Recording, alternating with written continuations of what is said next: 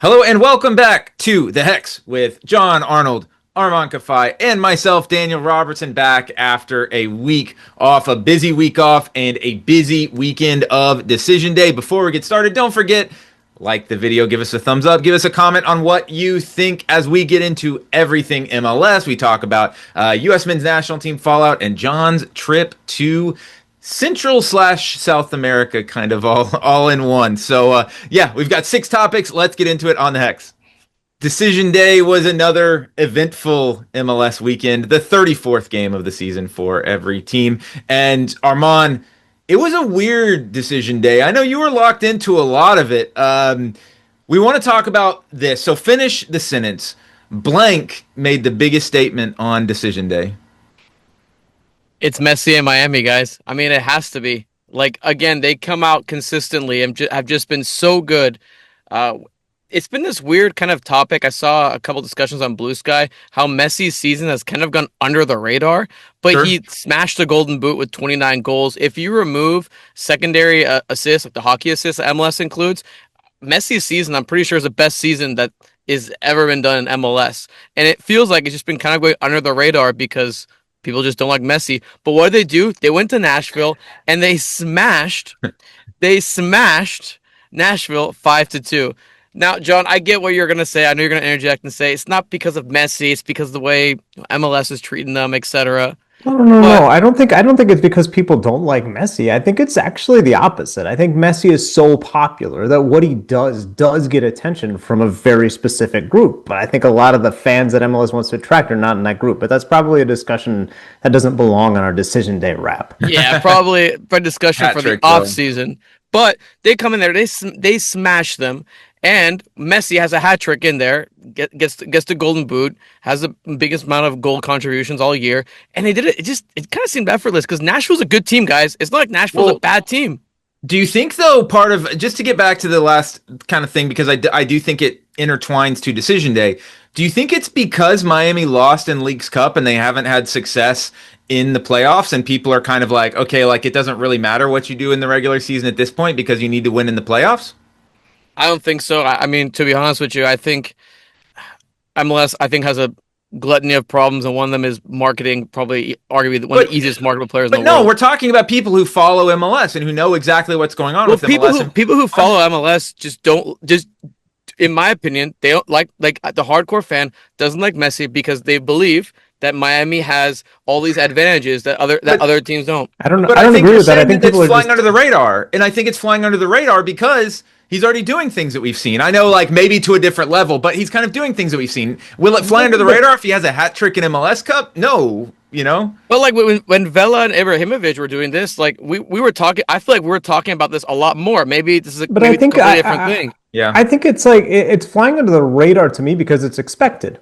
Like, right, that's the curse of Messi in this league in a lot of ways. When he succeeds, which he has, except for winning MLS Cup, everyone says, of course he's going to succeed. He is Messi. He's the best player ever. Why wouldn't he dominate in MLS after he dominated in La Liga and in the UEFA Champions League and in the World Cup? Yeah. If he wasn't having success, then everyone would be trashing on him, saying Messi's washed, etc. Because that's just that's the negative cycle we can get in. It's the same. Look, if LeBron has a triple-double in the opening weekend, yeah, people will be talking about it, but it wouldn't get as many headlines as if, let's say, Wemby goes off or something like that. But if LeBron goes 2 from 19, then people are going to be talking about it, right? Sure. We have this negativity culture, and Messi is in the exact wrong where there's no real Venn diagram. The Venn diagram is us on this show and maybe you watching it, where it's like people who love MLS, people who are Messi fanatics. There's not a lot of crossover, so these people who love MLS say, stop talking about Messi. I want to hear about John's biggest statement on the decision day, and that is San Diego made the biggest statement on decision day. No Irving Lozano. And what happens? Andres Dreyer steps up like he's been doing all year and gets a little bit of an assist from Pellegrino. 2 goals from each. They smash the Portland Timbers on the road, and Portland had plenty to play for. Instead, they fall into the wild card game, and San Diego not only wins the Western Conference, gets that number 1 seed, sets the record for points for an expansion team, but they also book their place in the CONCACAF Champions Cup. Wow. Daniel, you think that's important? Because this is a club that built its headquarters within the border range, Yeah. so they could also scout kids in Mexico. What better than being in the Premier Club Championship in the region in your very first opportunity in existence to get that marketing, value up in Mexico? And oh yeah, Irving Lozano should be back, although we don't really know why he missed this weekend. Yeah, maybe he just is not a fan. Maybe he saw the media reports about Portland and thought, "Oh, I better avoid. There's fighting in the streets all over Portland. It seems like a dangerous place." He believed our lying president. Maybe he was like, "No, thanks." But John, I think with regards to that statement that Portland, that San Diego made as well, if Portland gets through the play-in game, who do they have to play in the first round? They got to play San Diego. Are they feeling good about getting in? I mean, obviously, A lot of those games have to rematches, play, huh? but yeah, they're not going to be looking forward to that rematch, right? So that, I mean, head games right there too. And on mine, so I'm going to stay in the Pacific Northwest though. So we saw, you mentioned like San Diego did have something to play for. I'm actually picking a team, and we'll talk about them more in a minute, but a team that didn't have much to play for. They made a statement to me, and that was the Seattle Sounders. It was interesting because they were the only Western Conference team to play in that Eastern Conference time window because their game didn't matter. Weird crossover game, yeah. Yeah, there was no difference in the standings for them. And part of the reason is because, they were locked into that. I think there was like a really outside scenario where maybe they could have gone up or down, but they were pretty much locked into the 5 seed. Yeah. So what did they do? They went and they trucked NYCFC at home in their own stadium, which is not an easy thing to do. Seattle has won 3 games in a row now without Obed Vargas, who comes back in. And you look at Seattle and you look at their roster, and the biggest thing is, guys, they're totally healthy at this point. They have everyone available. Except they lost Pedro de la Vega in that game. Well, they can really easily fit other players in for him. That just opens the door for who else? Paul Rothrock, the one guy that Inter Miami doesn't want to see come through. I would say though they're still about as healthy as they've been all season with Joao Pedro, Obed Vargas. They've got Danny Leyva. They rested Roldan, Alex is back, and Jordan Morris is scoring. That De La Vega one hurts. I agree with you that they have the depth to cover it, but I think, that was, to me, that was the negative moment in a pretty good day. It is, but they still won. I mean, he didn't start League's Cup final, and they beat. It doesn't help, but of course, you still look at Seattle and you say, who is the one team? Who is the one team that could deal with it? Is Seattle, right, Armand? Yeah, they have the depth absolutely to handle it, and I think a player that we talked about at the beginning of the season that slowly kind of come along is Jesus Ferreira as well. Yeah, of course. I think we're going to continue seeing that in the playoffs. I mean, they're a team, I know it sounds cliche, but who wants to face the Seattle Sounders with Brian Schmetzer at the helm? No one. That's what Schmetzer himself said. He said no one wants to play us in the playoffs. And he's not wrong. All right, guys, so as we look towards the playoffs first, let's talk about the teams that we would say you do want to face in the playoffs. If you're one of those bottom 4 seeds, so the format of the playoffs, which we'll talk about the format a little later, but the format of the first round after these play-in games on Wednesday, which don't count as the playoffs. That's not the playoffs. The first round, you play 3. It's literally a best of 3. If the game is tied, you go to a shootout, and it's the best of 3. Okay, so there's a lot of margin for error. There's probably going to be a lot of draws in there. John, if you're one of those lower teams and you're looking at one of the top 4, who is one of the top 4 seeds in one of the 2 conferences that you think is most likely to get upset in the first round? I'm going to take the Philadelphia Union, the Supporters Shield winners. What? Listen. No way. I don't think they're going to go out in the first round because they're going to get either Chicago Fire or Orlando City. Right. Neither have looked amazing, but I think they're ripe for the picking after that. I think they're out the next round, partly because of what we saw this weekend. They go to Charlotte. Yeah, there's nothing on the line for them because they'd already cinched up the Supporters Shield. But this is a team that's been built on defense. I said, hey, Andre Blake is back. Great news, which it is. Yeah. But Charlotte was able to get 2 goals on him pretty quick, and it would have been a perfect day for Charlotte if Wilfred Zaha hadn't had a frustration red card that's going to keep him out of their first game. We might get to that a little later as well. I just think that the Union have been so dependent on defense, missing a couple pieces going forward.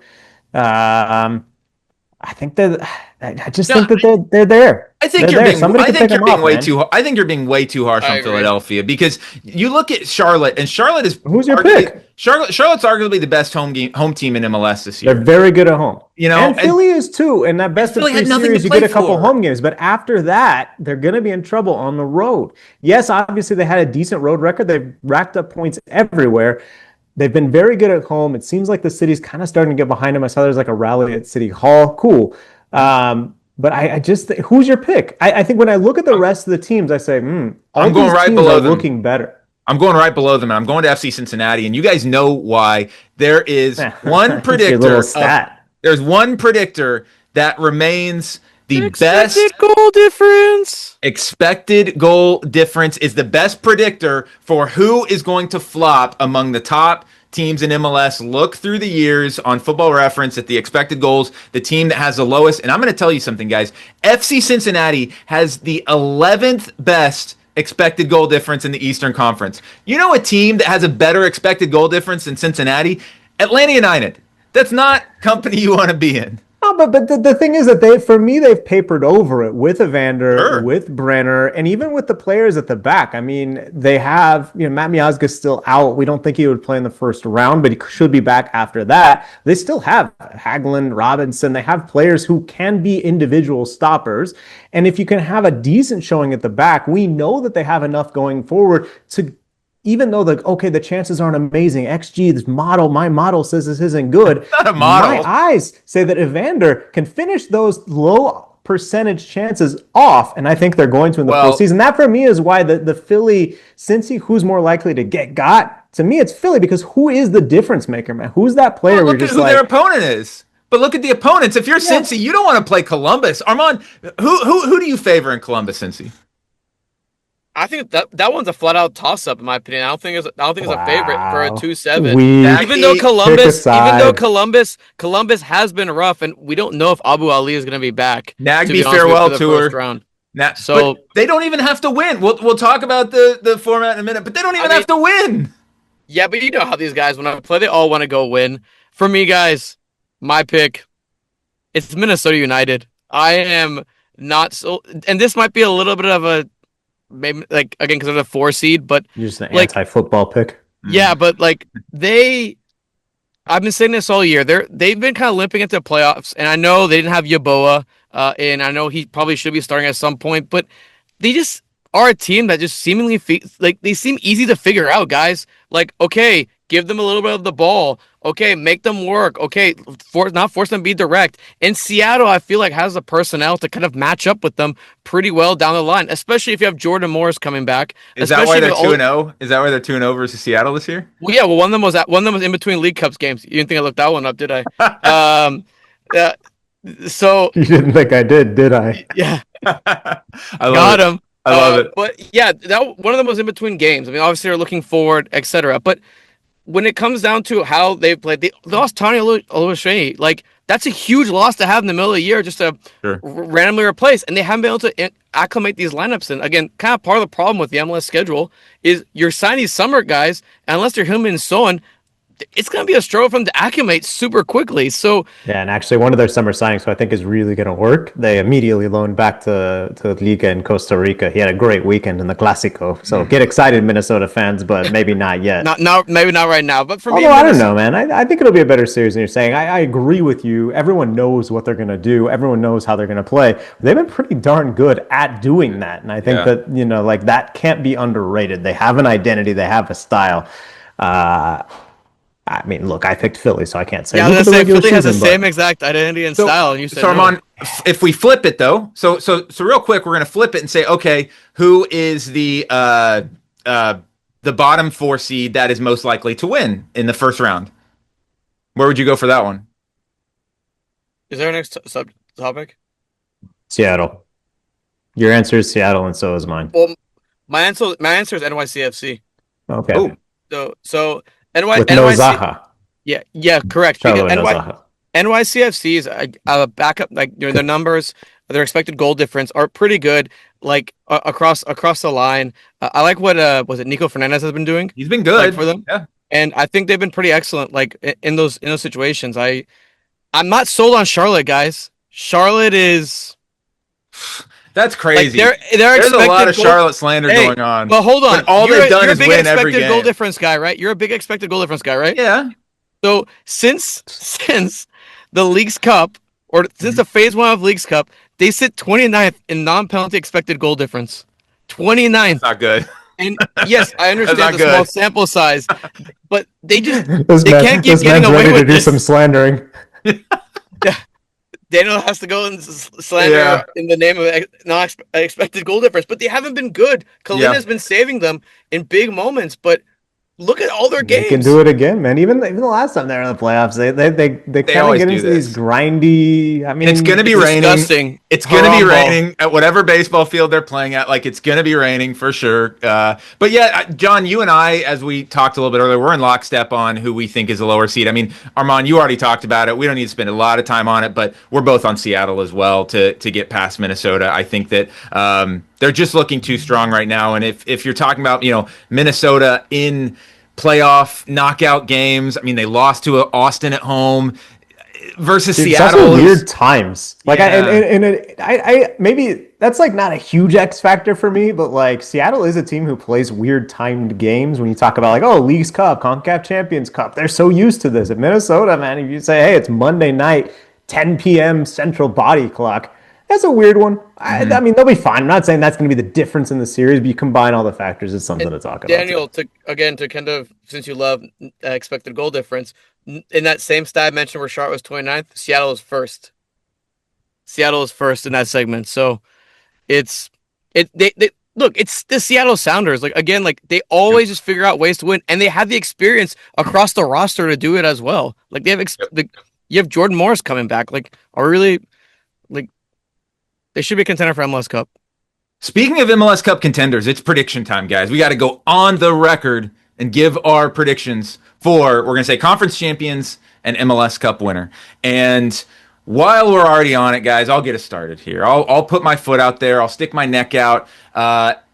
In the West, Seattle Sounders. I think the hardest part is going to be getting past the first round. I think if you look at the way everything sets up for them, I think for the Sounders, they just have too much experience, too much know-how. They're healthy.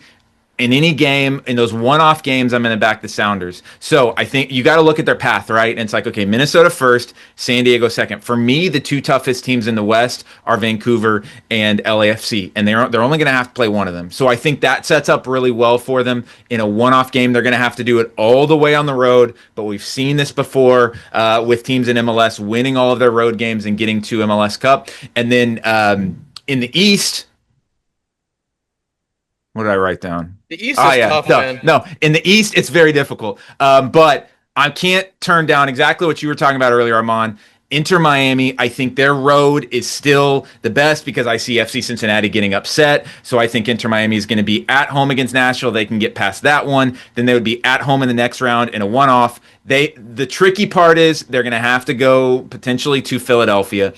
But in a one-off game, John doesn't think so, but in a one-off game, I still back Miami. League's Cup, rematch, but this time Seattle's got to go to Miami, and Miami wins the trophy. John? Wow. I also have Inter Miami lifting MLS Cup. I think they're going to win it. I think it's a Messi legacy moment. I think it leads very nicely for him into 2026, whatever he ends up doing. I think they will beat LAFC. Yeah. I know this is very Hollywood, and that's not really the way I usually go, but I don't know if you guys have watched LAFC in the last month or two. They lost that game to San Diego that I think we talked about in late August, and since then they won every single game except for the one where the internationals are missing, and then this past weekend where the Colorado Rapids were giving it their all, trying to make the playoffs in LAFC. I think you saw them not switch off necessarily. They scored a 90th minute goal, but They subbed off Son. They didn't have anything to play for. Yeah. Who is stopping Son and Bouanga? I get the defense. Look, I guess I'm picking two similar teams, and kind of like, in a way, I'm pushing against this like defense wins championships idea because I'm saying, Philly, get him out of here. Superb defense, great goalkeeper. Nah, they're not going to make it.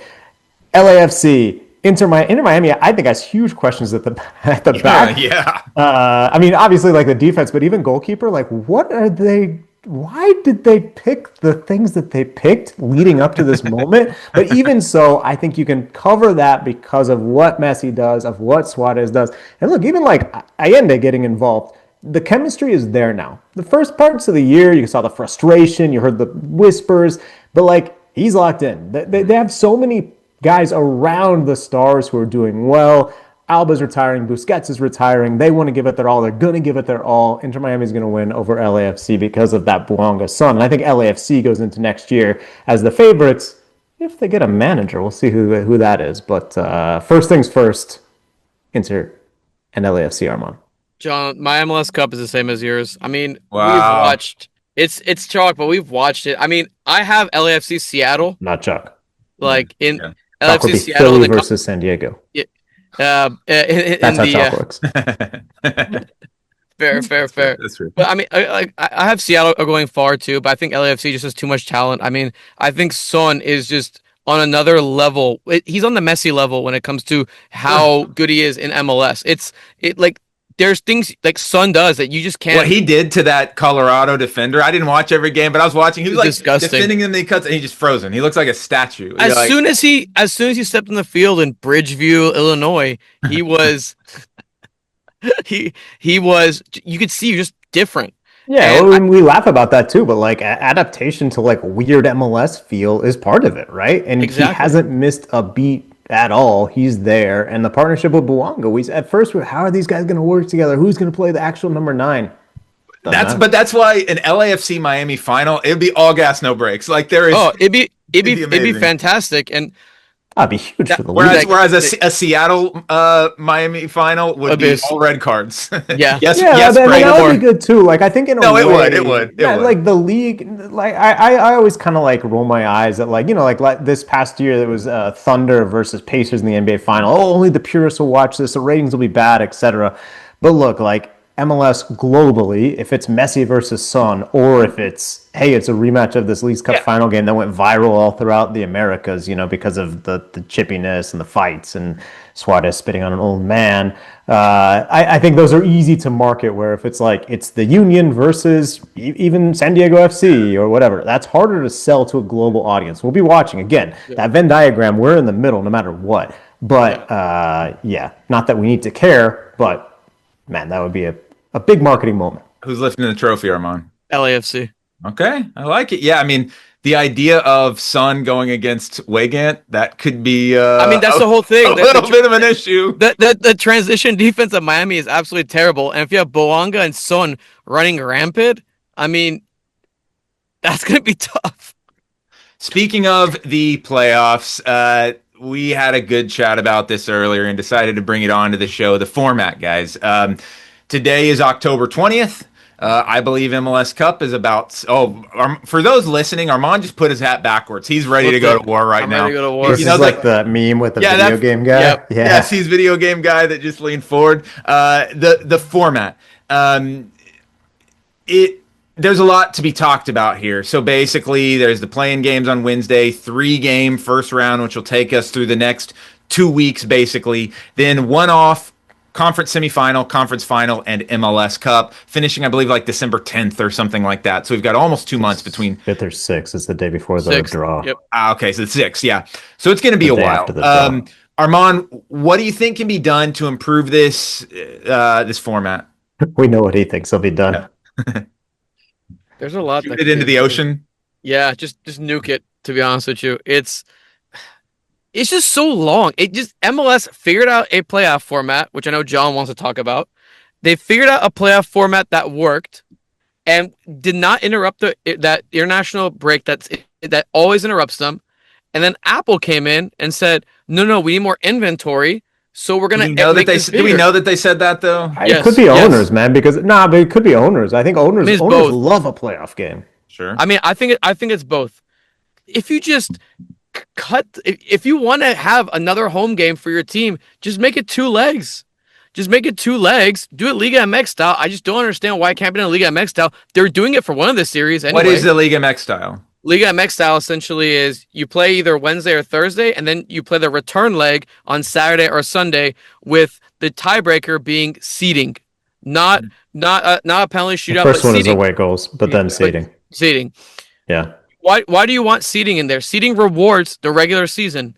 Like that is a huge tiebreaker that these teams right now like don't necessarily have. Like, okay, like you're rewarded with like Dana, we talked about this. You're rewarded with an extra a home game where if you set up defensively, we talked about this. If you set up defensively round one and win on a penalty shootout, you're going in with an advantage going into the second game. So that's my biggest complaint with the playoff structure. I think the 3 games is something I've never heard anywhere ever. This is literally the only time it ever happens, and that's my biggest complaint. If you want to go to one-off games after this round, totally fine with me. I got no problem with that. My biggest problem is actually not even the 3 games, but the way it's structured. The lower seed should be playing at home the first game. Then that to me is a big disadvantage, because then now if you are the road team, you know, if you're the lower seed, sorry, the way it's currently structured, you know exactly how you need to play in that home game. If you somehow sneak out a win or a PK shootout in the second game, you just park the bus. This format creates worse games. It creates less excitement, John. Yeah, I mean, I think that a big challenge that we're talking around is that when you have a playoff format, you have to figure out how to make the regular season matter. How do you make the regular season exciting? Some of that is scarcity, right? Part of the reason that NBA fans want this season to be shorter is because you just have a lot. Baseball, same way. You play 162 games and it all comes down to this one game. Yeah, you tune in for the one. Why watch the 162? Right. I think in soccer, you can find that happy medium because you get in this rhythm of mostly weekend games. Every weekend feels important to some extent. But then, like, the rewards are somewhat, in some ways, not good enough, like you're saying. Like, the lower seeded team has the opportunity to maybe ugly it up, and then the viewer gets a worse experience. But also, like, the difference is not that big between if you're a 4-5. Why does the 4 seed, you get one more point, you get a 4, and, like, all of a sudden you have this massive difference? So I really liked the old format, which was, let's go single elimination, and the reward for being a better team during the regular season is you get to host the game. Now, what happens is, again, owners say, my team made the playoffs, my team did enough to get into the postseason. I should get the revenue from a home playoff game because everyone gets excited. It's relatively easy to sell out, easy to market. The local media gets excited, as they should. Build a better team. Reward success. I think the intensity of like Leagues Cup or the NCAA tournament or the World Cup when it gets to the knockout stage or whatever, we can say anything that has this one game feel. Winner go home. That's what we all love. And if we can get to that a lot sooner, I think we'd be a lot better off. I mean, and also too many teams make it. It's very clear. Some of these teams have terrible records. That they're in the postseason. We knew it was going to happen. We know the rules going in, but. And even especially in the Western Conference where teams with 11 out of 34 wins make the playoffs. Like, sorry, Amon, I didn't mean to cut you off. No, it's the thing that's just to me where it's like, what? Like, it's the scheduling of the games where, again, I know there's going to be conflicts because the schedule is tough too. But the schedule is bizarre. I mean, I the Austin LAFC one, I'm not exactly sure if I understand how their first game is on Wednesday of the 29th. And then their next game is that Sunday, but everyone else is a week in between games. What's going on with that? Like that to me is flat out bizarre. That one teammate has a 3-game or 4-game between. The other one has 7. Another one like with Charlotte and NYC. Like it's just all over the damn place. Do you want to know what it is? Do you know what it is, Armand?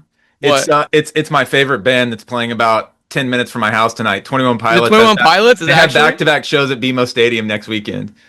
So it all comes back to 21 Pilots, unfortunately. But that tells you how many teams make the playoffs. The international break is over, and it was an eventful one in many different ways. Probably, I think this was the international break that really got me into like, oh, the World Cup is like, oh, Daniel, for close. Sure. It got me really like. Atmosphere at USA Ecuador was so like lively and fun and kind of like like a party atmosphere. I was like, damn, I can't wait till June of 2026. Yeah, no, it was very exciting, and it got us into it. So first off, we're going to talk U.S. men's national team stock report. Okay, they got the draw against Ecuador, which was a really, really good, 1-1 draw. Came from behind to beat Australia 2-1. I'll get us started off here because I actually, I got a chance to watch both of the games. And guys, we're going to talk about like which player helped himself out the most. And for me, it's a name that we've actually mentioned on the show today. It's Christian Roldan. He really, really impressed me. And I think the idea that Roldan could make the World Cup roster in what is a busy midfield was kind of one that it was like, okay, where does he really fit? And yes, we all love him, great player. But as I look at it now, I feel like it's more likely, if you're looking at like odds that he'll make the team, I feel like it's probably 85-90% at this point if he's healthy, if all things are equal. Because what we saw in that game that he started against Australia, I think we saw there are going to be games that are Roldan games and there's games that not. And you need a couple guys that have that X-dog, right? Like, you just need that. And the U.S. national team plays one of their games in the World Cup in Seattle. Do you not trust Christian Roldan to give you some players? You're like, I don't know what I'm going to get from this guy one game to another.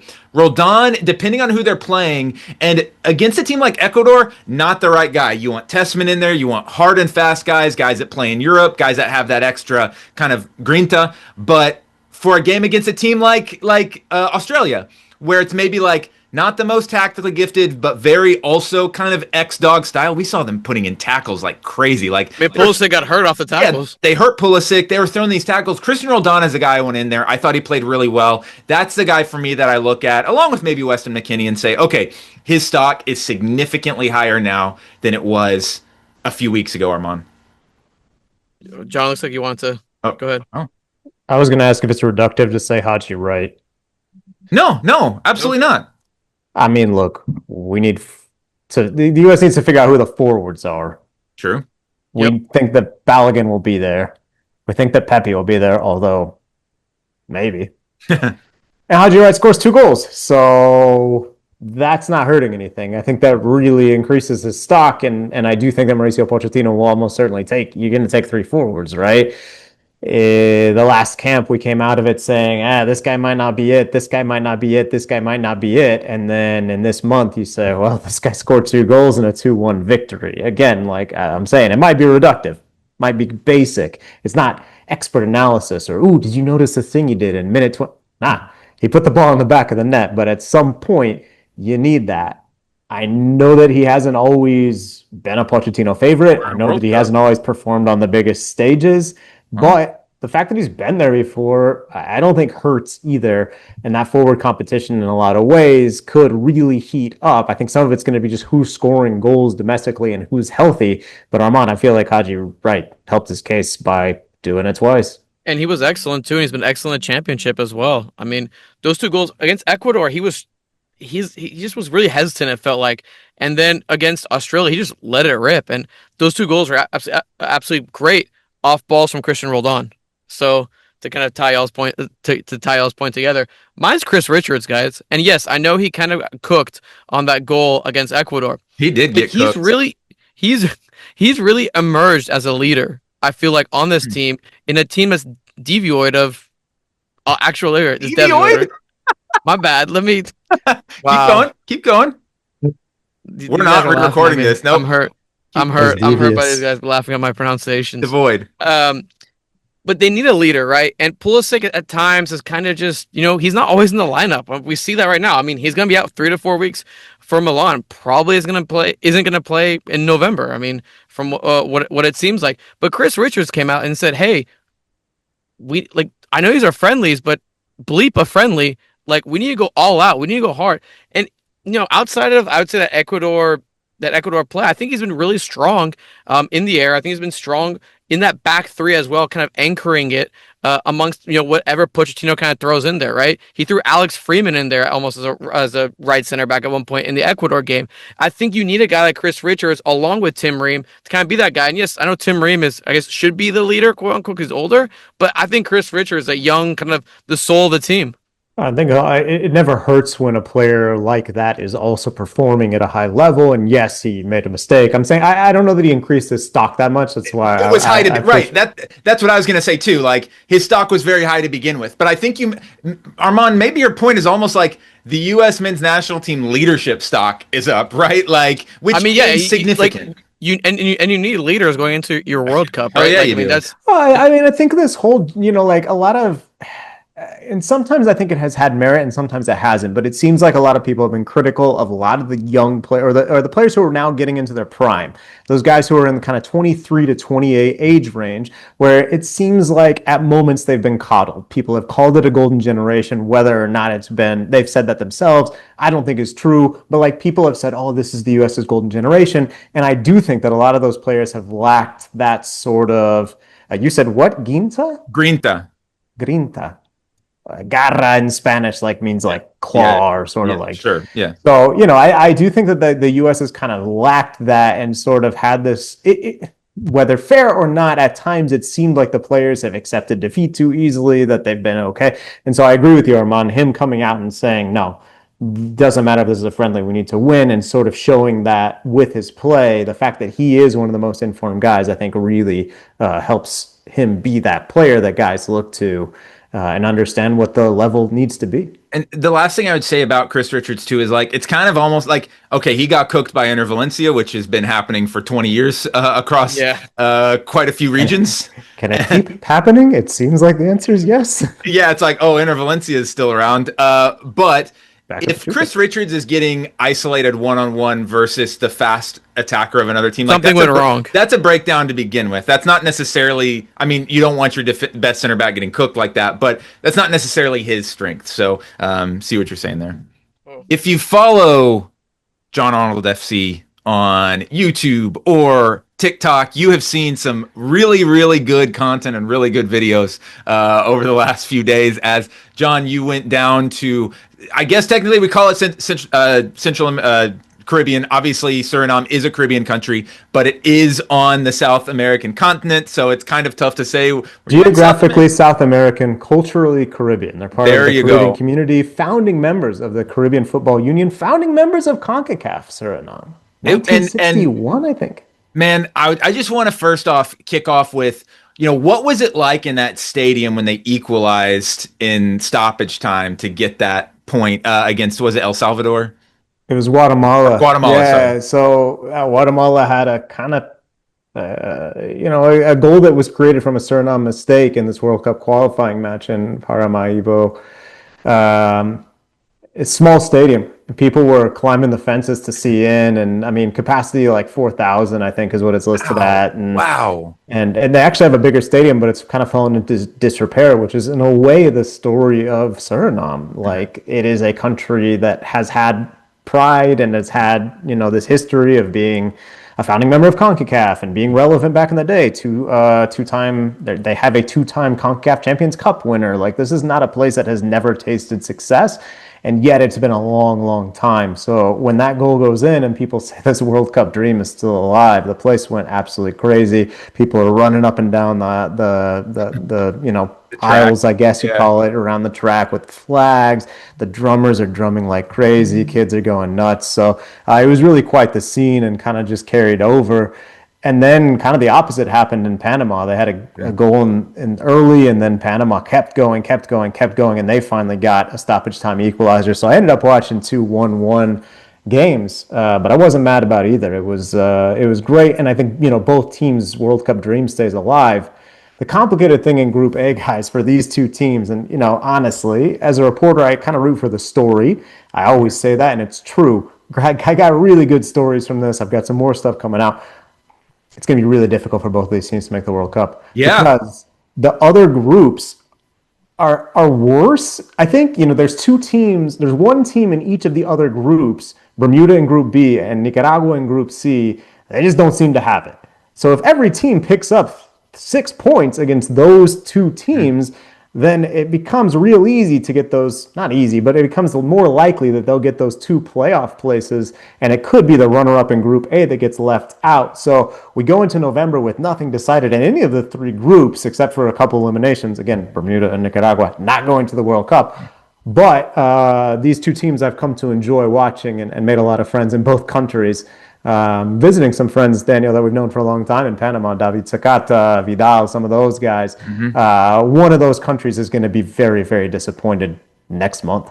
Well, and Armand, yeah. I mean, I was watching the game, and I didn't have a rooting interest in that Guatemala Suriname game, but I was like, I know John's here, and if it was kind of a drab 1-0, it was gonna be like, well, kind of a bummer. And I don't know. That made me really happy to see the goal. I don't know how that ball went through, like on Yeah. that shot. It just kind of like, Oh yeah, it was. he just Just hit it, to be honest with you, and it just kind of went through. And John, Well, I know you know what's funny, man, is that Etienne Vassen, the goalkeeper for he gets out of the Suriname, way almost. he told me after the game, he came up on the corner kick. He said, you have to do that. And Suriname's a team that loves to attack. He's like, I wanted to come up and create some chaos. And he thought it was going to hit him and deflect. So what he told me he thinks happened is Hagen, the Guatemala goalkeeper, got screened by his opposite number, by the other goalkeeper coming forward. And as he's sort of moving his rear end out of the way and twisting, that all of a sudden Hagen can see the ball for the first time, but it's too late to react. And that's kind of why that equalizer went in for Suriname. It's good highlights if you want to go check it out. CBS actually has some really nice packages to their credit, the extended highlights of each of the CONCACAF World Cup qualifiers. If you're in the US, you can find those. If not, the CONCACAF YouTube page has the shorter versions, but it's worth the extended ones. Well, and the last thing before we wrap up, it's like it's tough to be like, okay, well, who's the big winner of this one? Because in reality, when you look at all the results, it's like everyone had one good game and one really bad game, and I think the winner is really the fans going into this last round, because outside of those two teams that were eliminated, literally everyone, I mean, anything can happen at this point. I think Honduras probably had the best window, even though they had a pretty drab draw against Costa Rica to come out and smash Haiti after Haiti smashed Nicaragua. I think they're probably the winner of the window. But in a way, I would say, Suriname is the winner of the window. They're still leading Group A after this month. Who would have thought that this tiny country that most people can't find on a map and is, again, kind of complicated to talk about, like it is in South America, and yet it isn't. They're still alive for the World Cup for the first time ever. Curacao would be the smallest nation ever to qualify for the World Cup if they make it. They're way smaller than Iceland in a population sense. They're still alive, but they had a rough second game. So yeah, I mean, to your point, man, everything is really hanging in the balance. I'm looking forward to telling some of the stories that are still left from October. Tell people a little bit about what it's like to travel in Suriname. Tell people a little bit about what it's like to see a local league game in Panama. I went to a first division match. Should be something up on TikTok about that in the next 12 hours or so. I got sat in the away section and was with the 6-person barra. I don't know why, but you're gonna get some up close footage because they were. I think they were. I mean, I was fine with it. I'm having a good time. I think they were like, why is this guy here if he's not gonna sing the songs? I don't know them. I'm sorry. Sounds like our trip to Pumas. Yeah, it wasn't. But we sang the songs. I'll tell you that. Yeah, Pumas. You had to sing the songs. Yeah, well, yeah. So no, can't wait to hear more about that. So, and really looking forward to hearing about 3 weeks. We'll break down 2 weeks, I guess. Really, we'll break down that last international window, which again, it's going to be must see TV. So, looking forward to that. But first, we've got MLS playoffs this weekend, so lock in for those. Thank you for listening, and we'll catch you next week.